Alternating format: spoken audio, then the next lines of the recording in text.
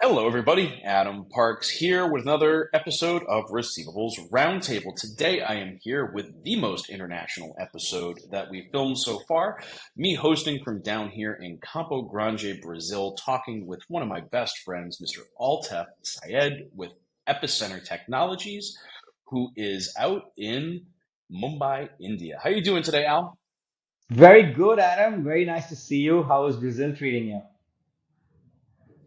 I can't complain. I'm enjoying Brazil. The food here is fantastic. The people are great, and so far, so good. Awesome, awesome. It's so good to So, be back on the show, Adam. But yeah, go ahead. absolutely. Well, I was going to mention for anybody who hasn't seen your first episode, I want to thank you for being one of my very, very, very early guests. I think it was episode 8, where you really came on and helped me build my confidence to create a great show for the industry. But for anyone who has not seen that episode yet or has not been as lucky as I have to become your friend through your years of attendance at industry conferences, could you tell everyone a little bit about yourself and how you got to the seat that you're in today? Sure, Adam. That first recording that we did, the first show that we did, that was amazing. It gave me confidence as well because I had never been on a recording before. And yeah, I mean, touching back on how I've gotten to where I have, I started my career in collections 23 years ago with this company, the same company that I'm with today, as a collector on the phones. And, Epicenter has been one of the very few, I think maybe the only company that's focused on accounts receivable management for such a long time out of India. We were maybe the first that Mhm. was doing collections out of India.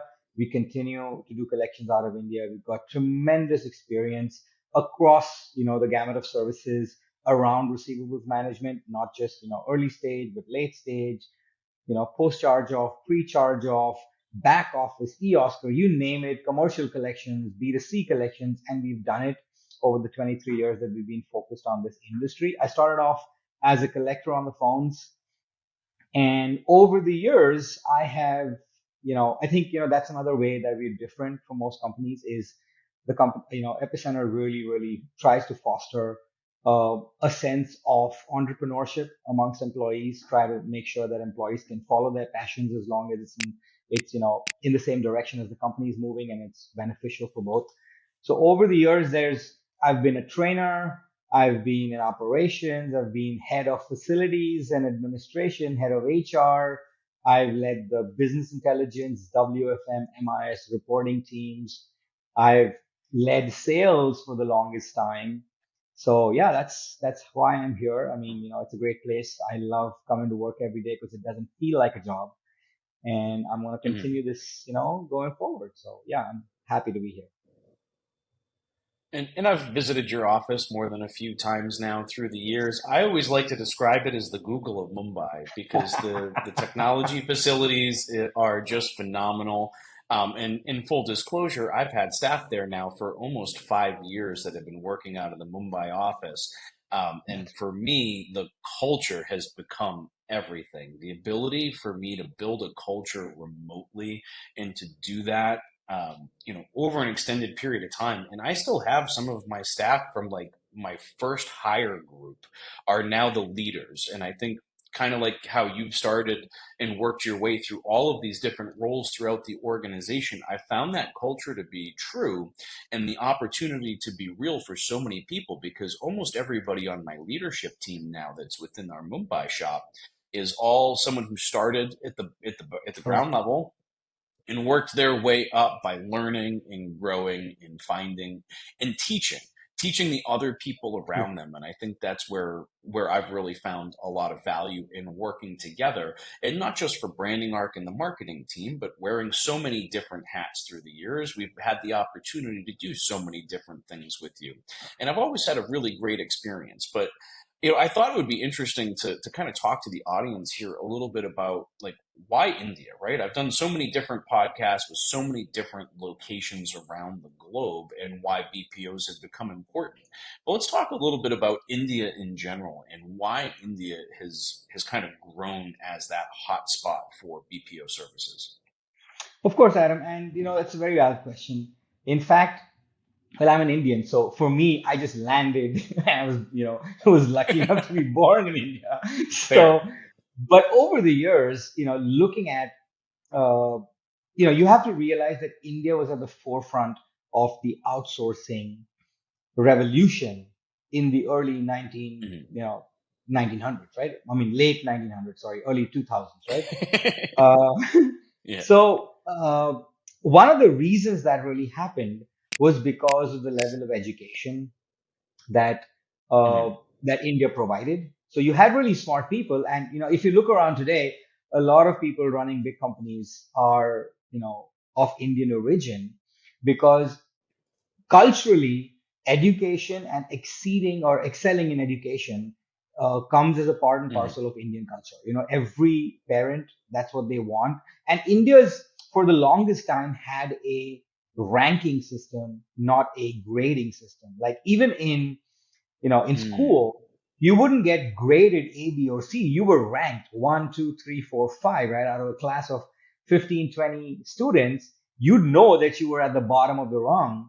And if you were like the second highest ranked in your class, your parents would still question, why aren't you number one?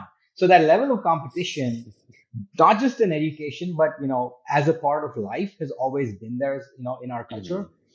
Mhm. That was the reason why, and of course, you can't deny cost arbitrage. The costs were lower, and a lot of companies at the beginning of the outsourcing wave came to India because they saw that there could be a fabulously talented pool of resources that they could get who have, because of the British rule over India, English is the language of education in most schools. I mean, your schooling is in English. Yes, you may have an accent. A lot of it is skewed towards the British accent rather than the American accent. But a lot of companies Mhm. realized that they could get English speaking, very well educated resources at really, really low prices. So that's why India became the massive outsourcing space that everybody came to.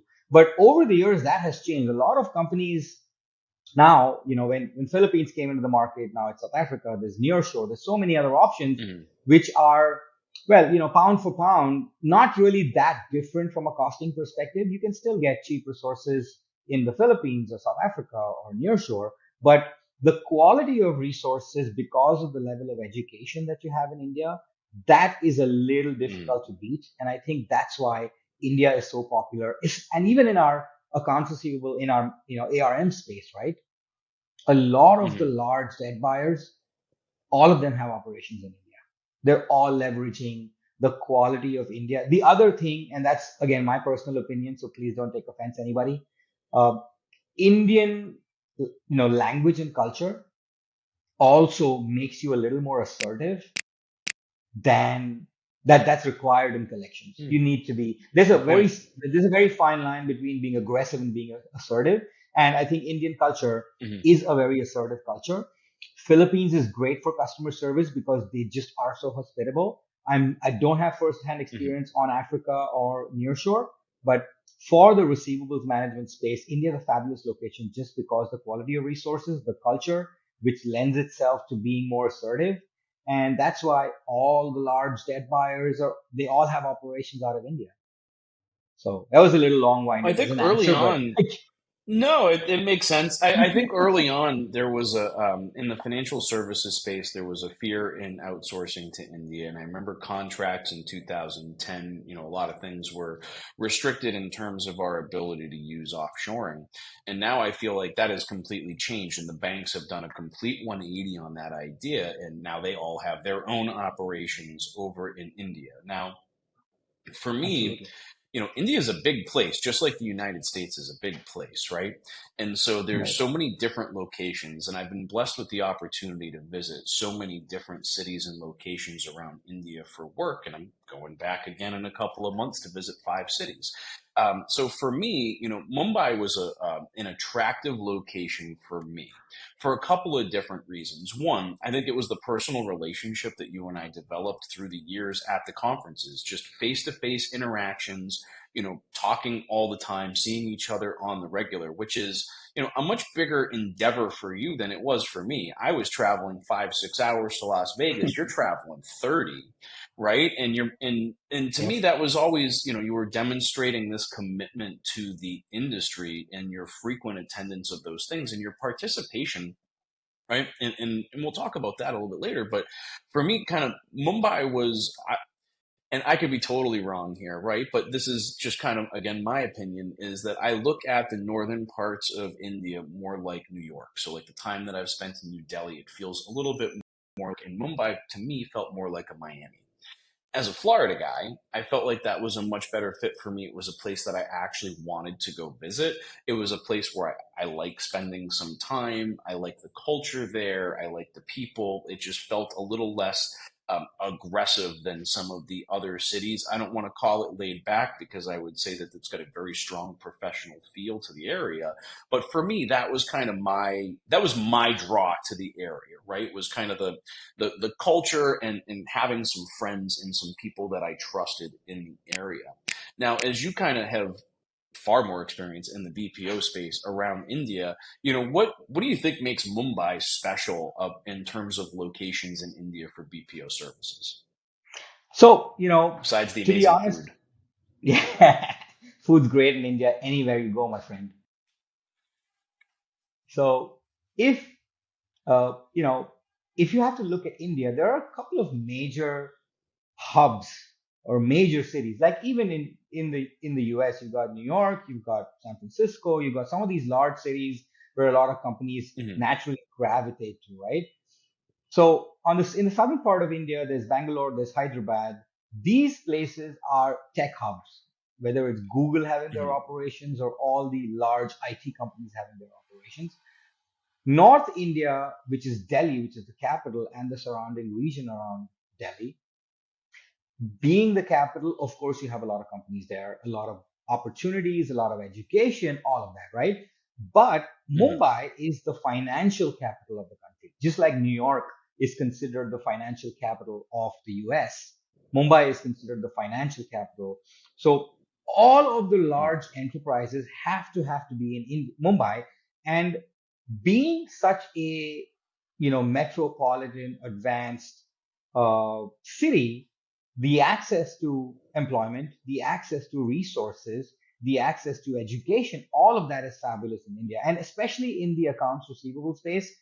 Delhi and Mumbai are maybe the only two centers of collections work out of India.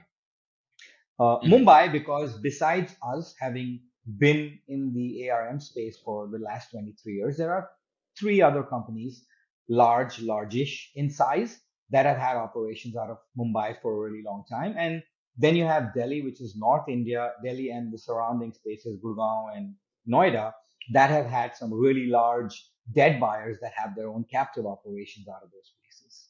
So Hmm. so I would say, if you are in the ARM space and if you're thinking of India, Mumbai and Delhi are the only two places I would go with Mumbai, because if you're traveling, it's a much nicer place to come to, right? Hmm. You still have the same level of expertise in collections out of Mumbai, but yeah, I mean, it's much better. I love Mumbai. Yeah. Well, look, I'm not looking to put I mean, we have an office in Bangalore, right? But that is very much tech driven, right? For Correct. me, that's all tech. We don't have any BPO services that we're doing out of there. Like you're saying, we're drawing on the hiring pools from a Google or a Microsoft or those types of organizations. But you know, as through the years, right? Like, because you've been coming frequently to all of these shows. I want to say since it's been like 2017. I know it's been more than That's five right. years. Yeah, And with all absolutely. that time that you've been going back and forth, how has the international objective or the view on the international community changed in the time that you've been coming to like RMAI and all the other conferences around the industry? So I think there are a lot more players from international markets today that are attending these Hmm. conferences, which is great because these are international association. It's ACA International, it's RMAI, our Receivables Management Association International. So getting to see a lot of other players from, international companies coming in now and focusing on uh, the receivable space in the US is great. When I started doing this 2017, there were maybe two companies besides us that really were Hmm. looking at these shows and these conferences. And I was absolutely green, right? I had never had any experience of doing conferences and shows, but my experience over these years has just been, I mean, I'm so humbled by the industry. Every single person that I've met in this industry is always open to help, open to give you advice, make connections. But I do other shows as well. We do shows for the BPO side of the business. We do shows for the Hmm. B2B lead gen side of the business. I've never gotten that kind of experience in any of those conferences like I do at our receivables conferences. And that's primarily driven by the people that are in this industry. They are helpful. You and I mean, imagine there's nothing that we had in common except for having a smoke outside when you used to smoke and I used to smoke. But we built a connection. There are people that I can, Hmm. I'm really grateful to, because I wasn't trying to push sales, although I was trying to just build a relationship because I knew that being new in this space, even though Epicenter has been in the industry for such a long time, late stage post charge off collections was still a new thing for us because most of our experience has Hmm. been in early stage pre charge off first party collections, right? So I was trying to just get to know the industry, try and build relationships, contribute to the industry as much as I can. One of your advices to me to join an association committee, right? I am so happy that Hmm. I did that. I'm being volunteering on the membership committee has been such a fulfilling experience where, you know, and I definitely single out RMAI in that perspective because it's an association that really, really tries to go out of its way to make sure that their members and the attendees are taken care of. They don't feel like the association's just there to take the money and then you go exhibit in the hall and whatever, right?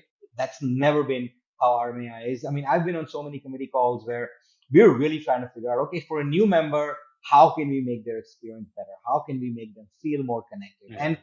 I have firsthand experience of that because that's who I was in 2017 when I started attending these, and everybody I met was just so welcoming. So seeing a lot of other international players now over the last, I'd say right after COVID, 2022, uh, we had the conference in April, right? And then we went back Hmm. to February at the RMAI. This RMAI, I think there are at least six companies out of India that were exhibiting, companies that have not done collections at all, but they all Yeah. recognize the fact that the the situation of what's happening with credit in the Americas, there is going to be a lot of money Hmm. to be made, and everybody's trying to pound on that opportunity, which isn't bad. I think the world's big enough for all of us to survive. I never talk down on competition because I know what I'm good at No, and but I there think is it enough was your opportunity. selflessness. It was your selflessness in being part of the membership committee. And I remember the day that I asked you to join the membership committee with RMAI, and my comment was, if we're going to be an international organization, if we're going to grow internationally, we need an international perspective. And selflessly, you came in and you described for us what your experience was like, where we were lacking in terms of the experience and engaging with people that were coming in from overseas, right? How, like, what little things could we do to make individuals more comfortable? And those kinds of conversations led to doing pre-conference conference calls to help people understand where they should be and what to expect, and specifically Steve Cohen, to wear comfortable shoes. I have to throw that in there every time because it's like the best piece of advice I've ever gotten at that conference. But it wasn't just, it was your engagement across like the membership committee, but then you took that next step and said, let me get certified. Like, let me participate in the Yes. overall educational process, because you're at these conferences and shows, and you're not just there to exhibit. I mean, you're going through the process of learning as well, right? And becoming part Right. of the receivables community. And I think that's why the receivables community welcomes people so openly, is because we all want if you're going to do this, we want everyone to be doing it the right way. And we want everyone to participate and to learn so that they can improve themselves and their organization. And we're also protecting the entire industry on the whole by doing it as a group. I agree. I mean, you said it perfectly, Adam. Everything that you said, completely second. It is, it is definitely a space that I have been, welcomed in. It is an industry that has helped me enrich myself through education, through getting myself certified, through volunteering and trying to give back to the industry and the community. And I think, you know, with all the regulation, all the restrictions around receivables management, right? I think our associations really, really do a good job in trying to make sure that there is a Mhm. balance. You know, it's not easy to get certified. It's not easy to, run a collections agency with all with all the, regulations and compliance and all of that. But I think we are in an absolutely amazing space where we have industry associations that can help us through that entire journey. And I think that's a great way to look at it. I want to thank you so much for coming on and having a chat with me today. I know this is, again, the most international episode that I've done so far, with Receivables Roundtable. And no one better to do it with. I appreciate you coming back on and continuing to share your insights. Always a pleasure, Adam. Always. Thank you so much for having me back. Of course, for those of you that are watching, if you have additional questions you'd like to ask Altaf or myself, you can leave those in the comments below on LinkedIn and YouTube, and we'll be responding to those. If you have additional topics you'd like to see us discuss, you can leave those in the comments below as well, and hopefully I'll get Altaf to come back at least one more time to help me continue to create great content for a great industry. But until next time, Al, thank you so much for coming on. I'll see you soon.